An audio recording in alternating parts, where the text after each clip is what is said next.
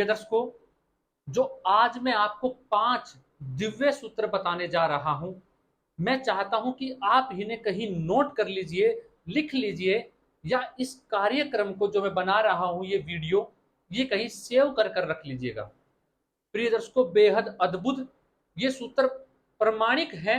इसे प्रमाण करने की कोई भी आवश्यकता नहीं है। जिस कुंडली में है वहीं ये योग आप घटित करके देख लीजिएगा, ऐसा जातक राजा ही होगा। राजा के समान नहीं, मैं क्या कह रहा हूं, राजा ही होगा। आप ये बात मेरी नोट कर लीजिए प्रिय दर्शकों।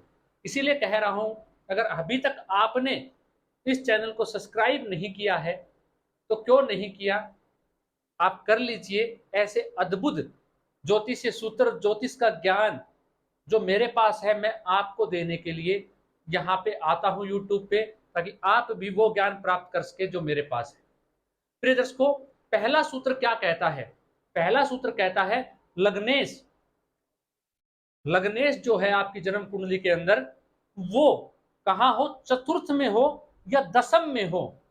चतुर्थ भाव में जाके बैठे या दसम भाव में जाके बैठे, किसके साथ बैठे, पंचम भाव के स्वामी के साथ या नवम भाव के स्वामी के साथ।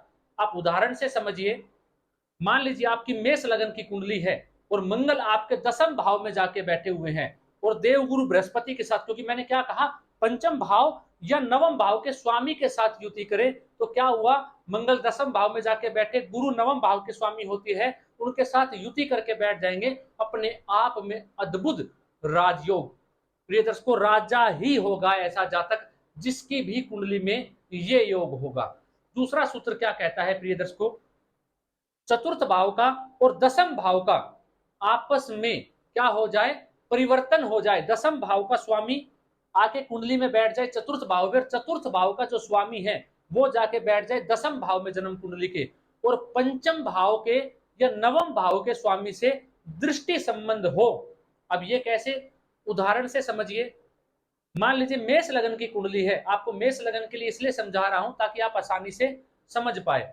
मान लीजिए मेष लगन की कुंडली है, तो चतुर्थ भाव का स्वामी चंद्रमा, चंद्रमा जाके बैठ जाए दसम भाव में, और वहां का मालिक कौन बना, मकर राशि, शनि, शनि आके बैठ जाए चतुर्थ भाव के अंदर, और सूर्य या देवगुरु बृहस्पति से पंचम या नवम भाव का मैंने स्वामी बोला, उससे दृष्ट हो, उससे क्या हो, दृष्ट हो कोई भी ग्रह, एक ग्रह, तो भी ऐसा जातक राजा के सम्मान नहीं, राजा ही होगा।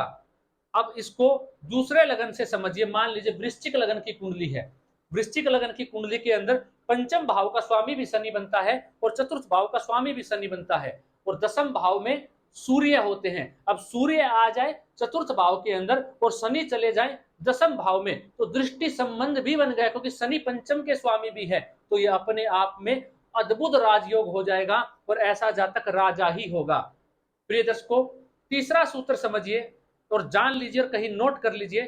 चंद्रमा से 3 घर आगे, चंद्रमा से 3 घर आगे सूर्य और शनि की युति हो, और चौथे भाव में चंद्रमा से चतुर्थ भाव के अंदर बुध और शुक्र की युति हो, और चंद्रमा से 11वें भाव के अंदर देवगुरु बृहस्पति विराजमान हो, जिस जातक या जातिका की कुंडली में ये योग होगा, ऐसा जातक राजा ही होगा, या जातिका अपने आप में धनी रहेगी, ऐसे कुल में जाएगी जहां खूब धन दौलत शोहरत सब कुछ उसके पति के पास होगा या उस परिवार में होगा, और वो स्वयं भी अपने जीवन में अर्जित करेगी। प्रिय दर्शकों, अगला सूत्र कहता है प्रिय दर्शकों, जन्म कुंडली का, अगर कोई भी चतुर्थ भाव के अंदर या लगन के अंदर ऊंच के घरे जाके बैठ जाए, चतुर्थ भाव में जन्म कुंडली के और लगन के अंदर ऊंच के घरे जाके बैठ जाए, दोनों भाव में कोई ऊंच के घरे बैठे हुए हो, तो भी ऐसा जातक राजा ही होगा।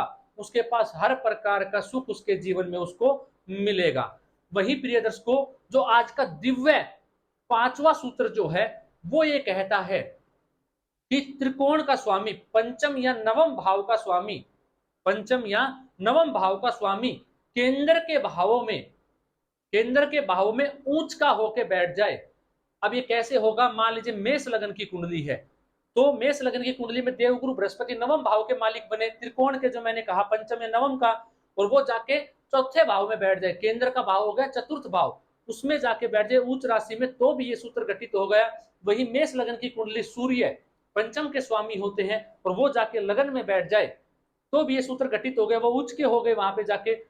तो इस प्रकार से पांचवा सूत्र कहता है कि त्रिकोण का स्वामी केंद्र में जाके उच्च का होके बैठ जाए तो भी ऐसा जातक राजा ही होगा।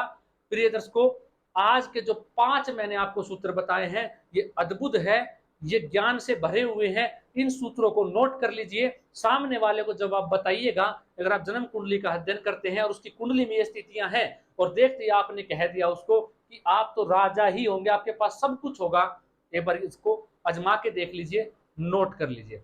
आज के लिए इतना ही, मिलता हूं नए और अद्भुत ज्योतिषीय सूत्र लेकर। नमस्कार।